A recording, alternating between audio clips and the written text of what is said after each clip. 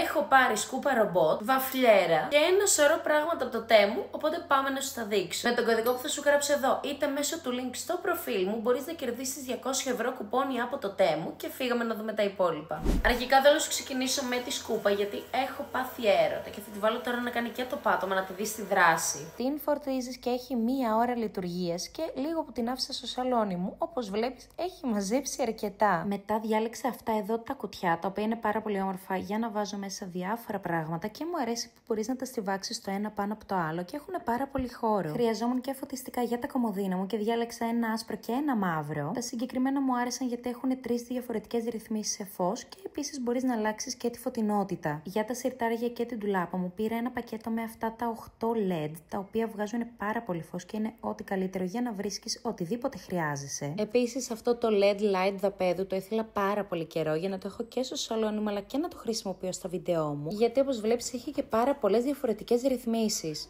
Μετά ήμουνα πάρα πολύ ενθουσιασμένη με αυτό το σετ μαγειρικής, καθώς άμα δεις είναι μόνο μία η λαβή και την προσαρμόζεις εσύ. Κάπως έτσι μπορείς να εξοικονομήσεις πάρα πολύ χώρο στα ντουλάπια σου και είναι ακραία βολικό για να το χρησιμοποιήσεις. Επίσης, όπως βλέπεις, είναι και πάρα πολύ εύκολο να αλλάξεις τη λαβή. Επίσης, επιτέλους βρήκα το τέλειο σερβίτσιο με μαχαιροπύρουνα. Είναι χρυσά και δεν παθαίνουν τίποτα. Τα έχω πλύνει πάρα πολλές φορές. Συνεχίζουμε με διακόσμηση και το συγκεκριμένο είναι για τα βραχιόλια και τα ρολόγια μου και συνδυάζεται τέλεια με την αισθητική του σπιτιού μου. Αυτό εδώ το κεραμικό βάζο μου άρεσε πάρα πολύ. Είναι έτσι μικρούλι και σκέφτομαι να πάρω και ένα μεγαλύτερο σε μέγεθος για να τα συνδυάσω έτσι στο σαλόνι μου. Μετά θα σε πάω σε ό,τι έχω πάρει σχετικά με την κουζίνα και έχω πάρει αυτήν εδώ τη βαφλιέρα και ανυπομονώ να φτιάξω πρωινό με τη συγκεκριμένη. Αυτό εδώ το tray για να το βάλω πάνω στο Stanley ή όταν οδηγώ για να έχω μικρά snacks στα road trip.